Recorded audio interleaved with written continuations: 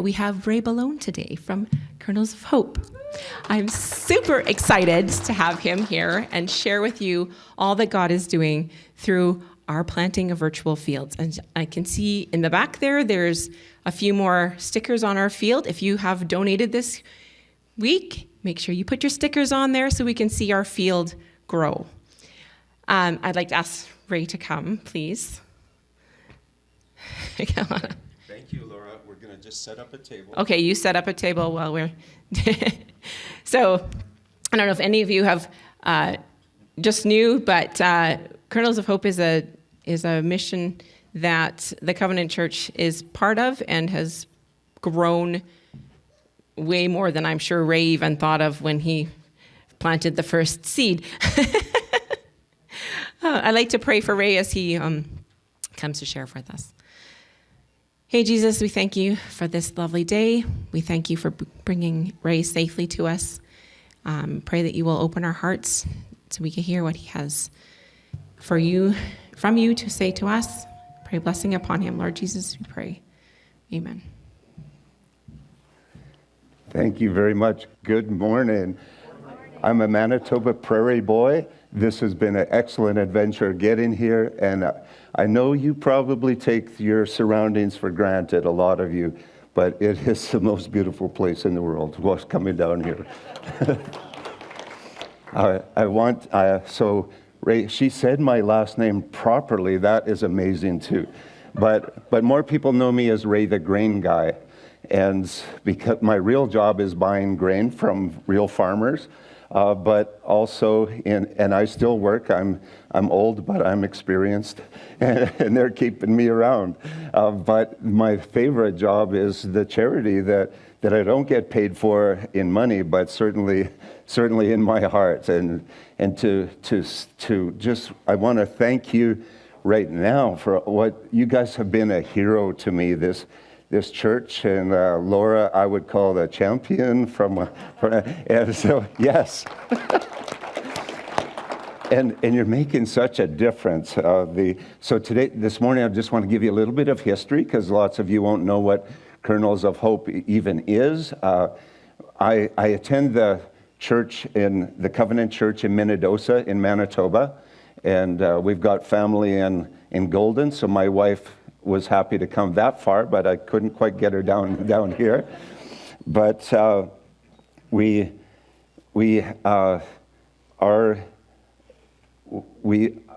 I have worked on the board of the Covenant Church. I was 6 years on the board, and of the Food Grains Bank, I served 11 years of a 3-year term, and so I've got a good background to see what's needed, what's out there. And also in this area, I wanted to mention that about 40 years ago, I was buying grain in the Creston Valley here. I was doing it from Winnipeg.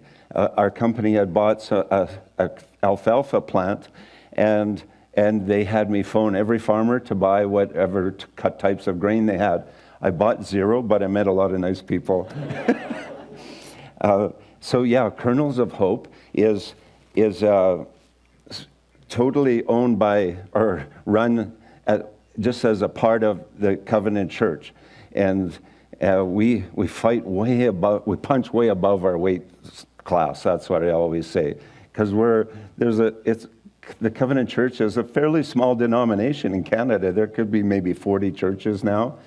But we make a difference, and the Covenant Church is. Have you got that first slide? Okay, good. Let's go one more.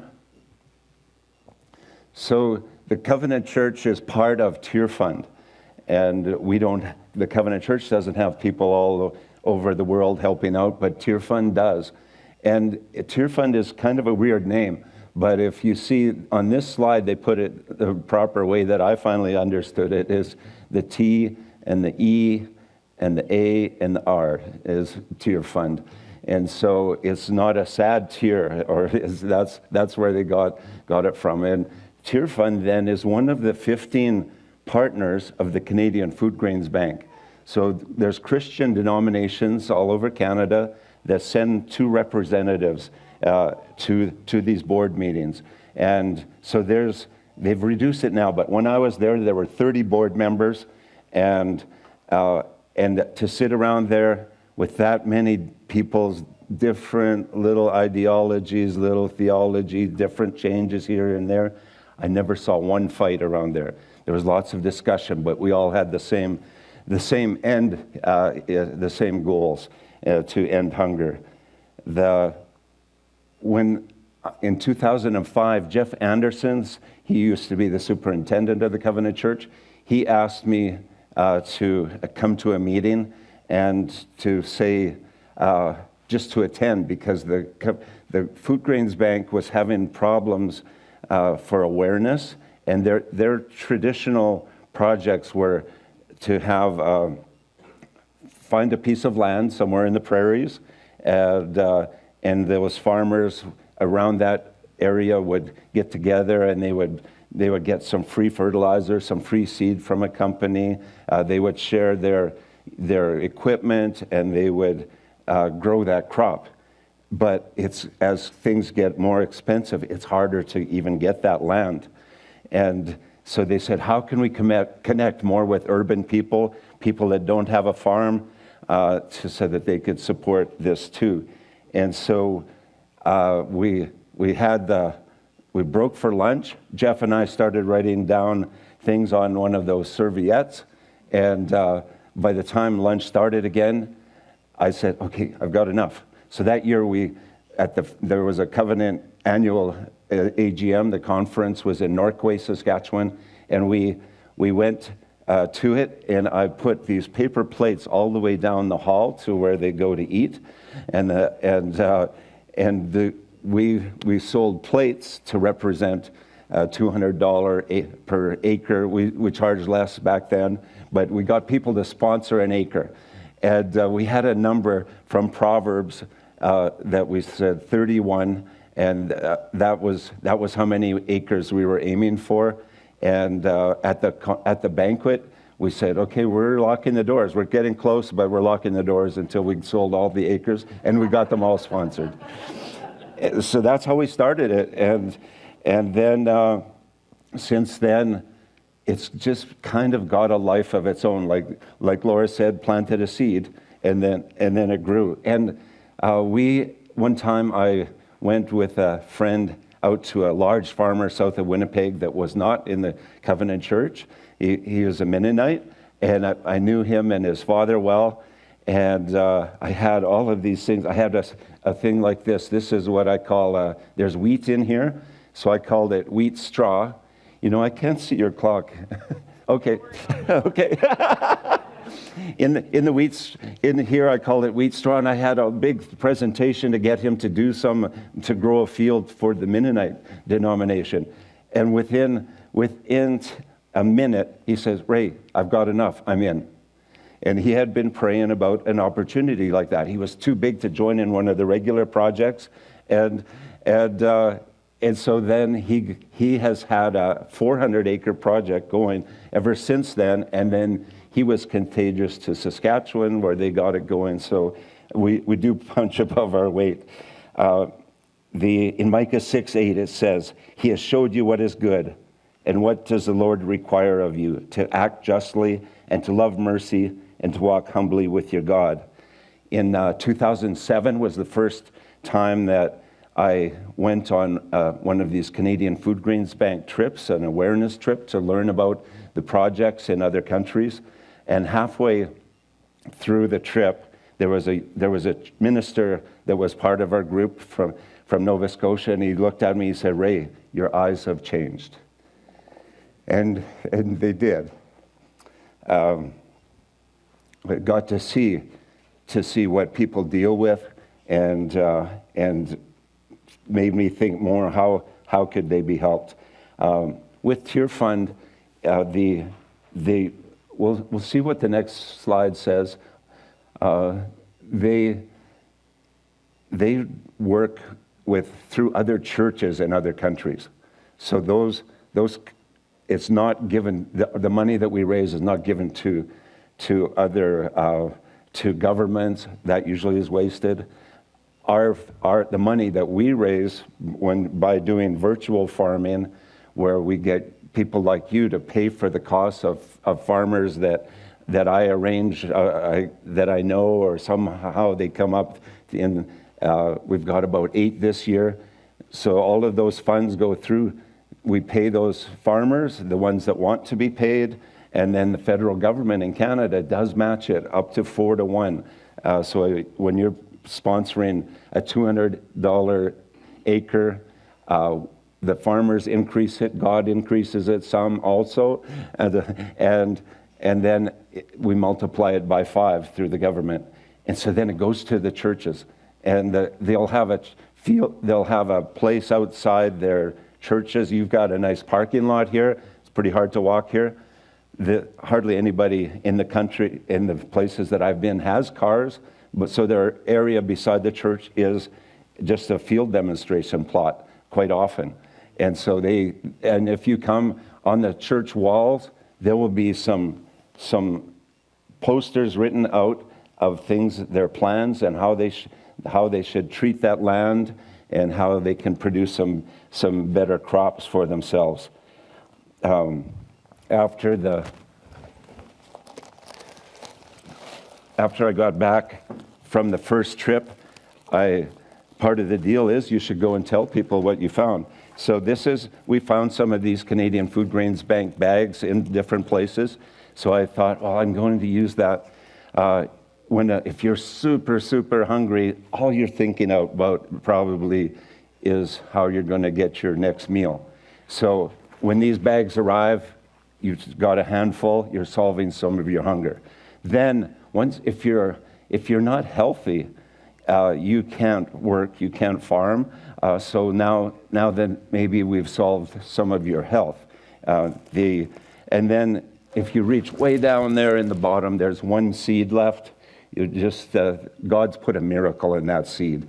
And so that's how I would explain it to people. That seed will multiply through all the things that we've been doing through you guys. Then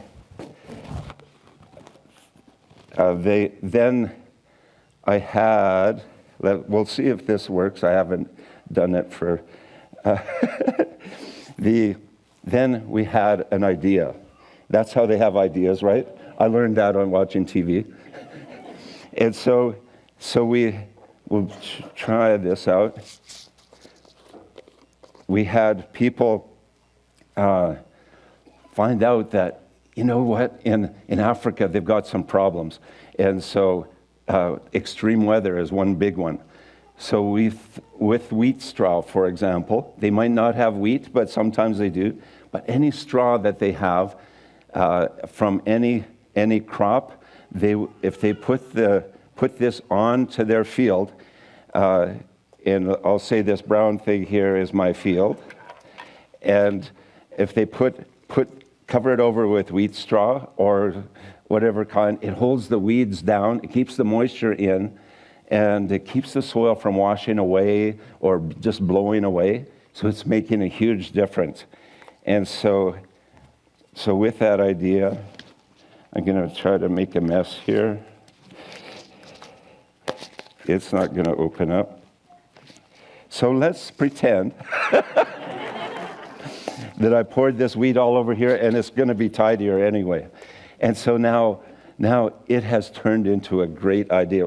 So far, it doesn't look like a bright idea, but if I was to put it there, and now it's been a good idea. So just imagine this field now, and I can just put this wheat straw right through there. I don't know if you guys can see that, yeah? This light bulb is really working. Now we're able to feed, those people are able to feed themselves. In any country, if you want to look after your family, that's the main thing, that people want to look after their family. They want to have things for their kids that are better than it was for them. And they're able to do it themselves now, with us just showing them how. We sometimes have been able to, part of it would be having a little bit better crops that are drought resistant. So we're turning them towards those. And it's growing now, say about 5 or 6 times better yields than what they're able to do than if their neighbors aren't doing this. It's working so good. Let's take a couple more look at the next screen. And the next screen. We had a group that was going to, in December, go to Ethiopia this past December, and we got a phone call about 5 days ahead. And this is the area that we've been helping the most through Kernels of Hope corporately for 4 years now. So we were going to see them. I've met one of them. He was in Canada, Barakat, and they phoned and they said, you know what, you can't come here. They've got Marburg virus. So that turned out to be, okay, we really put the brakes on everything. Marburg virus is deadly. It's like Ebola, but it's worse because Ebola, they have some now prevention and some cures. This one, after 21 days, if you've got it by contact, you probably start bleeding out of every orifice and you probably die. So they wanted us to stay away, and I thought that was a good idea too. But we did postpone it. We're going to try again this December 26th. But when we were on the big Zoom call to say, okay, we can't go, but we talked about what could we do. And in this case, we said, well, if you're super sick, you can't farm. So we took some of the Kernels funds. We asked them for a specific shopping list, like the hospitals had here when COVID was on. And so, what supplies would you need the very most? And not just us thinking to send them something that they would be just a waste. And so we got them 2 pallets of stuff, and it got there so quickly because we had connections there. And so that has passed now, that disease. Once they have stopped it for about 2 months, then it's gone away. So they thank you so much for that. The PICS bags, now after we were able to show them how to get way better crops, this is a PICS bag, and we have these in lots of the places now, because now they're growing too much crop that they are not used to how to handle it. And so these things have 3 different layers in there, and when you seal it up, if you just had it in your corner of your house, the grain, the weevils are going to come and eat about 35% of it. And so when they seal these, they're about 100 kilograms, way bigger than I can carry, but it is safe. It's just like a grain storage bin, and nothing senses it in there. So we spend about $3 for some of these bags. And as a grain buyer, we were able to come up with some things practical stuff that actually works. So don't sell it right away. Then because and there might have some bad grain buyers come to your town, your village, as soon as harvest was done and gather up as much as they could. But we're getting them to wait a couple of months with their surplus, and then they get a truck together, they move it off to an urban center, and they can sell it at a real fair price. So those are making a huge difference. And then they're able to feed their family, but also get education for the kids. I'll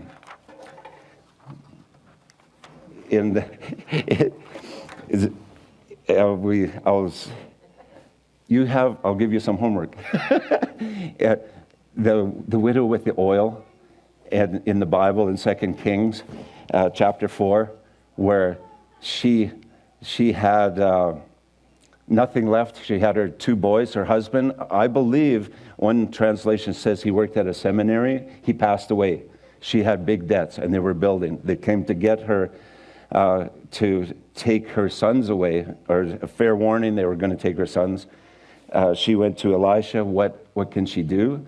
And so then he got them to go out and gather up all of the pottery all of the bowls, the containers from the neighborhood. Those neighbors had probably already given her as much as they could, but now with this last request, sure, okay, they can afford an empty bowl to loan them.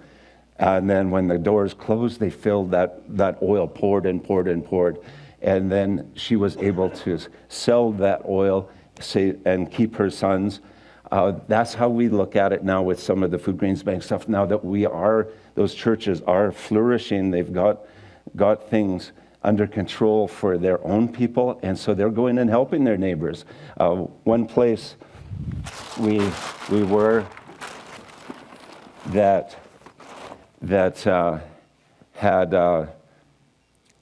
they were built. This church was building another house right beside a house. An older lady lived in there. It was starting to wash away, and so they're building her a new one. So we had a big circle out there of chairs. They were honoring us as the guests, and I'm such a fussy eater. I had never even eaten a boiled egg. And so I'm supposed to now eat a boiled egg. There's a bowl in front of me, and so I'm watching how do you even get into it. So I brought an egg, and then I got halfway through, and I saw the yolk was very dark gray, and I was just thinking, this should not be. I didn't know, and so there was more eggs, and it's not polite to not eat it, but two other ladies just joined the group. So they sat down in chairs, and I thought, there. And so I took the egg over, and I went down on one knee, and I offered the egg, and oh. Now that one is a rubber, so I just wanted to scare her. But it did turn out like I honored them, but I was even happier that I didn't have to eat the rest of the eggs. There was a washroom that they took us to, and they had built it for a lady who was not part of their church. And it was whitewashed nicely.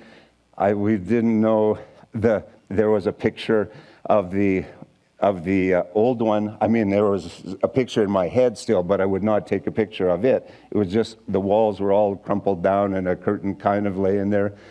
And so they helped that lady to get her dignity back. When I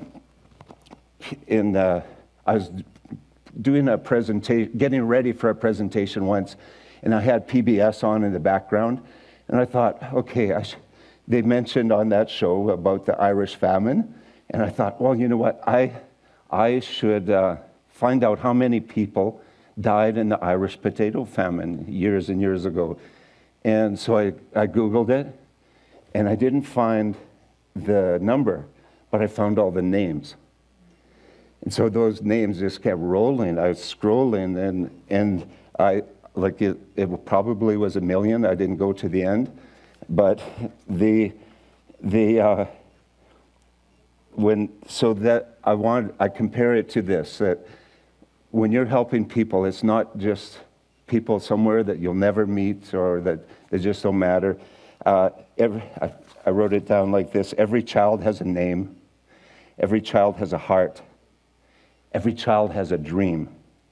And in every country, every parent has a dream for that child, that life will be better for their children than it was for them. With needs of any kind. I know you guys support the Kernels so well, but there's so many things that you support, and if you're not aware of it, you can't care. And so I love connecting people with this kind of a project and doing my job of making people aware. This past year in the prairies, as an update for that, farmers in our area got more wheat than they ever knew it was possible to grow in one field. And so they were getting like 80 bushels and higher per acre. And it was great. And generally, a lot of our farmers on the Kernels of Hope grow wheat. So that worked out so good. We're blessed to bless others. Just want to close with Eric Anderson is is a pastor in Winnipeg, son of Jeff, who got me into all of this. And he one time said that his son, Gus, when he was little, some of you guys might even know Gus at the back there. Yeah, he would sit at the window of their house when Dad would go to work, and he'd be so worried that Dad wasn't coming back. And so they got him. He couldn't play with his toys. He wasn't doing anything else except sitting at the window. And so as Christians, we know that God is coming back. So we want people, it's so important to not just be sitting on your hands and have some stories for him when he comes back. I'll just see if that video works. This describes the projects way better than me. It's about 4 or 5 minutes. We'll see if it works.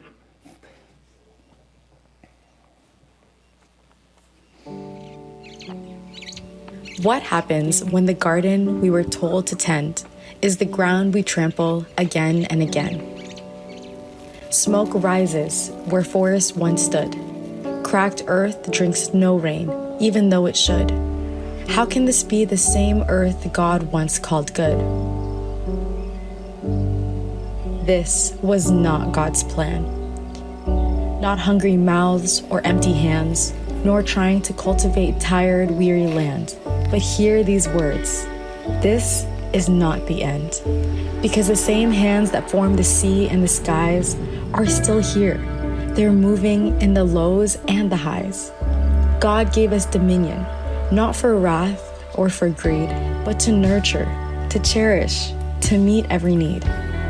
It is because of Him that we believe in restoration, in fresh roots rising out from dry plantations, and land reborn through prayerful dedication, and in people's lives changed through community transformation. This is God's plan. So imagine with us what could be: a world where every child eats and fresh water runs free, where women run businesses and have food to spare, where harvests yield abundance thanks to a church's earnest prayer.